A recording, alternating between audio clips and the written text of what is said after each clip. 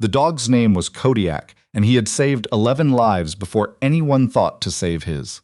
Tessa Morrow found him just after midnight, sprawled across the ambulance bay floor with his handler kneeling over him, pressing both palms against the animal's left shoulder like he could hold the blood inside by sheer will. The handler, a young sergeant named Bryce, dark circles carved under his eyes, still in full field gear, looked up when he heard her footsteps. He didn't say anything. He didn't have to.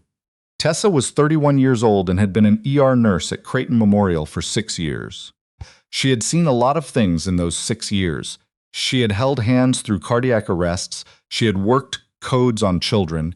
She had stood in trauma bays while attending physicians called time of death on people who had been laughing and eating dinner 4 hours before. She knew what desperate looked like. She recognized it without thinking. She dropped to her knees beside the dog. "What happened?" she said. "We were clearing a building." Bryce's voice was flat, controlled the way a voice gets when the owner is holding themselves together with both hands. ID fragment. He went in first. He always goes in first. Kodiak's breathing was shallow and fast. His vest was still on, tactical webbing across his chest, and underneath it the dark stain was spreading. A German shepherd, maybe 90 pounds, black and tan, with a white scar across his muzzle that looked like an old story. His eyes found Tessa's and stayed there. "Okay," she said. She wasn't talking to Bryce. "Okay, I've got you." She did a quick assessment. The fragment had caught him just below the vest's lateral coverage, a wound that would have been survivable with intervention, but that was bleeding fast and steady. She needed gauze. She needed pressure and irrigation and probably a chest seal, and she needed all of it in the next few minutes. "I have to get supplies," she told Bryce. "Keep pressure. Right here. Don't move your hands." She was on her feet and through the ambulance bay doors before the thought had fully finished forming. The supply station was 12 feet away. She had gloved hands and a trauma kit in under 40 seconds. Later, she would try to reconstruct exactly what she was thinking in those moments, and she would not be able to. She wasn't thinking. She was just doing what her hands had been trained to do. There was a wound. There was a living thing losing blood. The math was very simple. She worked for 20 minutes on the floor of the ambulance bay, stabilizing the wound, packing gauze, getting a line of saline running.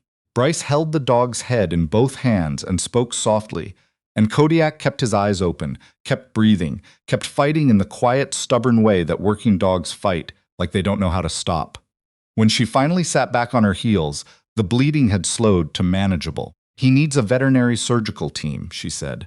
"His vitals are stabilizing, but that fragment has to come out. You need to call ahead to, there's a base vet 40 minutes out. Call them now. Tell them what's coming. He'll make it." Bryce looked at Kodiak. Something shifted in his face. "You sure?" "I've been a nurse for 6 years, Tessa said. "I'm sure." She helped them load Kodiak into the transport vehicle.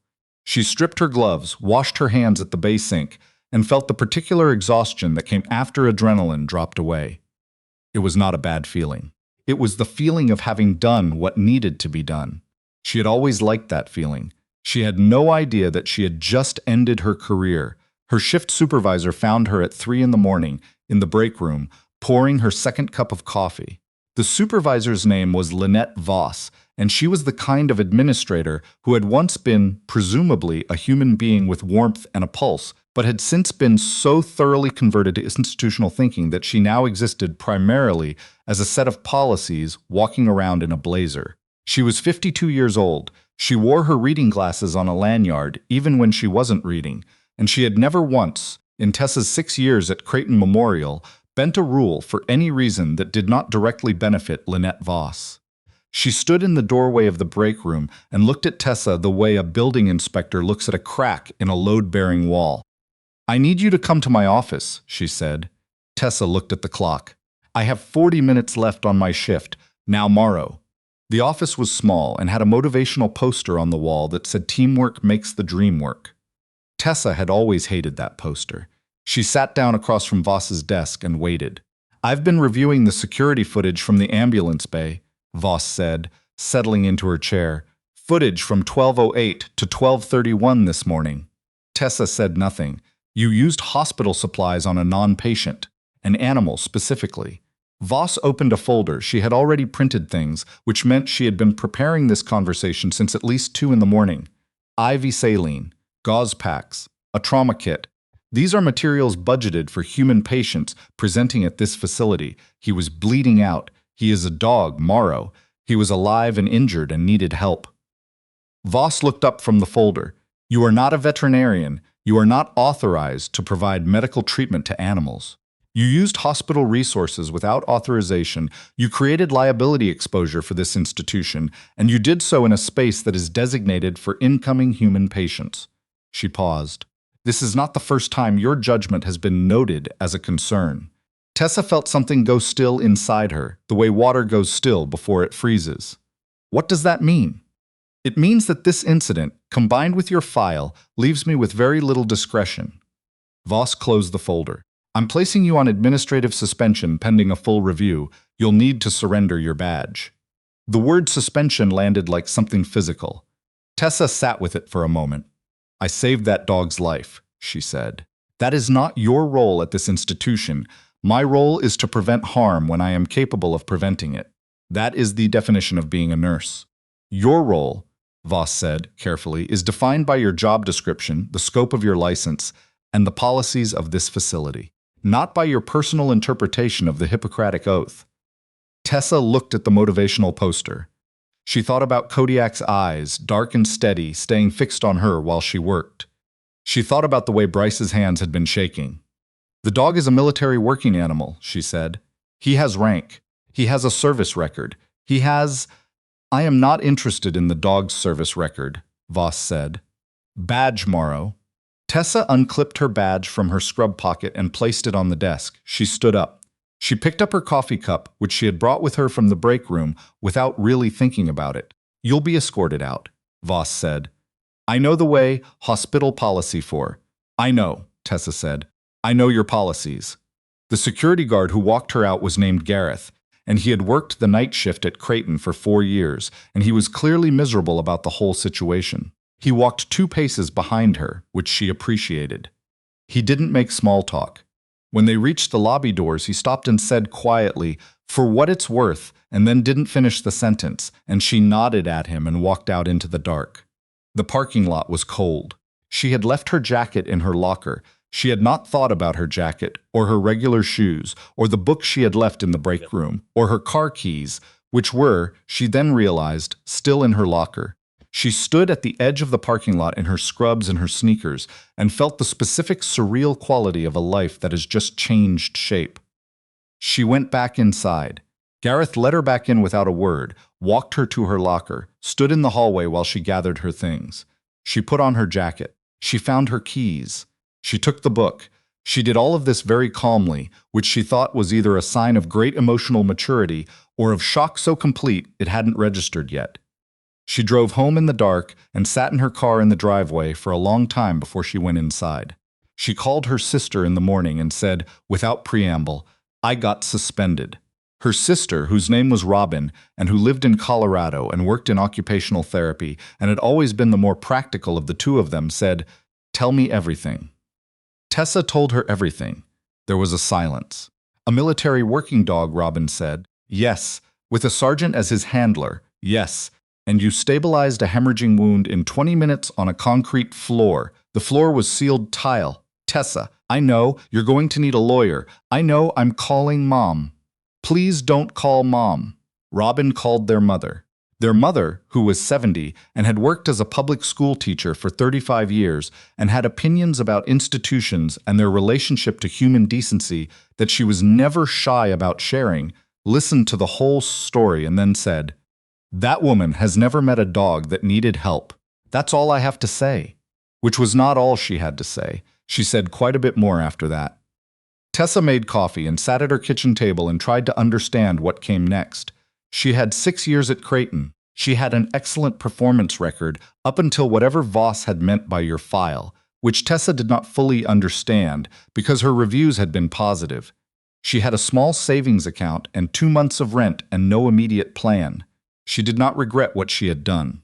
That was the strange part. She sat at the table and examined the feeling carefully, looking for regret, and it was simply not there. Kodiak had needed help. She had helped. The rest of it was paperwork. She was on her second cup of coffee when her phone rang. Unknown number. She almost let it go to voicemail. Is this Tessa Morrow? A male voice, low and level. Who's asking? My name is Whitfield. I'm the handler for Kodiak. We met briefly this morning. She straightened in her chair. Bryce, I remember. I heard what happened, he said. After we left, someone on staff, I don't know who, reached out to our unit through a contact they had. They told us you were suspended. A pause. I wanted to call and tell you that Kodiak came through surgery. The fragment is out. The vet says he'll be back on duty in 12 weeks. Tess exhaled. She hadn't realized she was holding that breath. Thank you, she said. No, ma'am. Something in his voice shifted. Thank you. 12 weeks from now, Kodiak goes back to work. He's going to find things and clear spaces and keep people safe because you made a choice at midnight on a concrete floor. He paused again. I wanted you to know that, and I wanted you to know that I've been in contact with my commanding officer about what happened to you, about what the hospital did. You don't have to. I know I don't have to, Whitfield said. That's not the kind of thing you do because you have to. 3 days later, Tessa was sitting at her kitchen table with a legal pad and a pen, trying to sketch out a timeline of events to send to the employment attorney Robin had found for her when she heard the vehicles. She heard them before she saw them, a low rumble, multiple engines, the particular sound of heavy vehicles moving in organized formation. She went to the window. On the street in front of her house, there were 2 black SUVs and a gray government-issue van. Men in civilian clothes were getting out, but there was nothing civilian about the way they moved, the way they scanned the street, the way they did not speak to each other and did not need to. A woman got out of the second SUV. She was in her 40s with close-cropped hair going silver at the temples, and she wore a civilian blazer over what was clearly a military bearing, so deeply ingrained it had become structure rather than posture. She walked to Tessa's door and knocked. Tessa opened it. Mrs. Morrow, the woman said. I'm Commander Albright, Naval Special Warfare Command. May I come in? Tessa looked past her at the men on the street, at the vehicles, at the early morning neighborhood street that had just become something she did not have words for. Would you like coffee? Tessa said. Commander Albright almost smiled. Please. They sat at the kitchen table. Albright put a folder down between them, not the way Voss had put a folder down, not with judgment in it, but the way someone puts down a thing they want you to see. Kodiak has a service record, Albright said, that includes 4 combat deployments, 17 confirmed fines, and 11 confirmed life saves. He is formally ranked as a staff sergeant in the United States Navy. She opened the folder. He has also received 2 letters of commendation and was awarded the PDSA Dickin Medal in 2023. The Dickin Medal is the highest award any animal can receive for an act of gallantry. Tessa looked at the commendation documents. She looked at the photograph of Kodiak at what was clearly a formal ceremony, sitting at attention beside Whitfield, both of them with the same focused, quiet bearing. I know what dogs like him do, Tessa said. I grew up with a grandfather who worked K-9 law enforcement for 22 years. He told me. Albright nodded. Then you understand the weight of what you did. I understand that he was alive and hurt and I could help. That is... Albright paused, and in the pause, something passed across her face that was not quite professional, that was slightly more human than she had been allowing herself to be. That is the right understanding. She closed the folder. I'm going to be straightforward with you, Ms. Morrow. Creighton Memorial Hospital receives a significant portion of its annual operating budget through Department of Defense contracts. Medical services for personnel stationed at the 3 nearby bases, Joint Training Program support, emergency surge capacity agreements. The total value of those contracts is approximately $47 million annually. Tessa was quiet. My office has been in communication with the hospital's board of directors since yesterday morning, Albright continued. I will not tell you what conversations have taken place, because some of that is between institutions. But I will tell you that the board has requested an emergency meeting and that Lynette Voss has been placed on administrative leave pending a review of her handling of this situation. The words took a moment to settle. She's on leave, Tessa said. As of 6 o'clock this morning, yes. She put me on suspension for using gauze. I'm aware. Albright looked at her steadily. Miss Morrow, the hospital's legal team has been in contact with your attorney, whom I believe you retained 2 days ago. I'm not here to speak to that process. I'm here because I wanted to deliver the message personally. What message? Albright reached into the folder and produced a single document. She slid it across the table. It was a letter. Not long. Official letterhead. Naval Special Warfare Command. Tessa read it through once, and then read it through again because she couldn't quite trust the first reading. "You're offering me a position," she said. "Civilian nursing contractor, trauma and emergency care, embedded with a unit support team. It is not a traditional hospital environment. It is field work, it involves deployment, and it is not for everyone." Albright folded her hands on the table.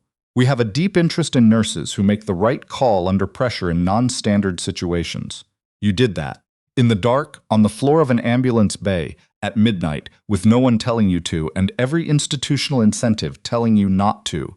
"I didn't think about institutional incentives," Tessa said. "I know," Albright said. "That is precisely why I am sitting at your kitchen table."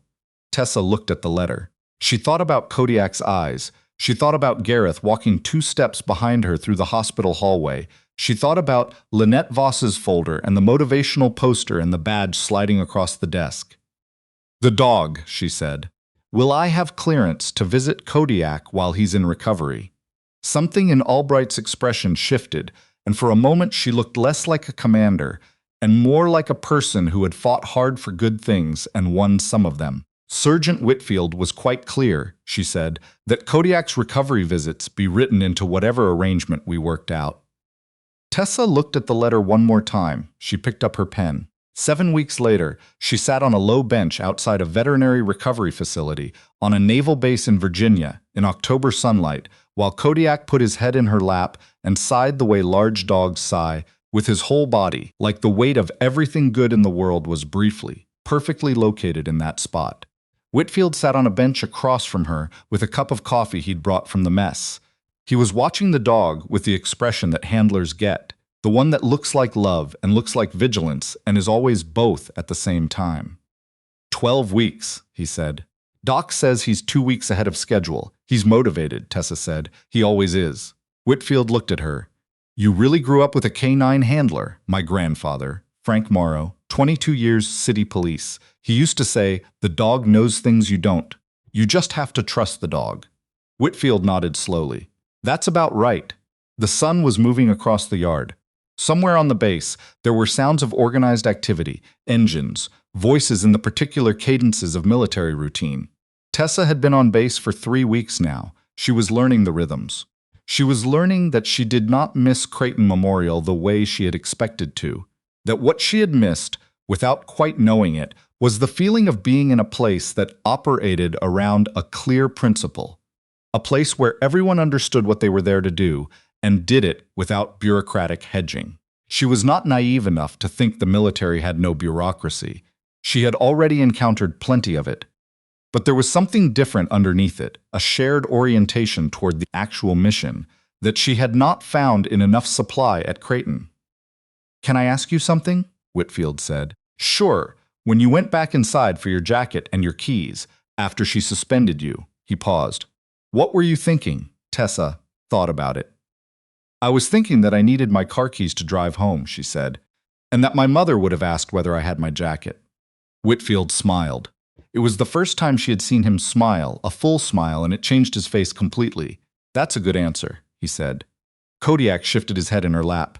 His tail moved once, twice, slow and satisfied, like a metronome set to the pace of a very good day. Tessa put her hand on the back of his neck, where the fur was thick and warm. Outside, somewhere, it was an ordinary morning. Bills and decisions and small disappointments, and the daily bureaucratic friction of institutions trying to protect themselves from human decency. People in offices making choices about what counted as the right kind of help. Here, on a bench in the October sun, a dog who had saved 11 lives was breathing slowly and steadily under her hand. In 3 weeks, he would go back to work. In 3 weeks, he would go back through doors first and find things people could not find and keep people safe who did not always know his name. Tessa Morrow had made a choice at midnight on a sealed tile floor, and it had cost her something, and she would do it again without hesitation. And she knew that about herself now in a way she had not known before, clear and settled and unambiguous. The way a few things in a life become clear when you finally meet them honestly. She kept her hand on his neck. She stayed right there.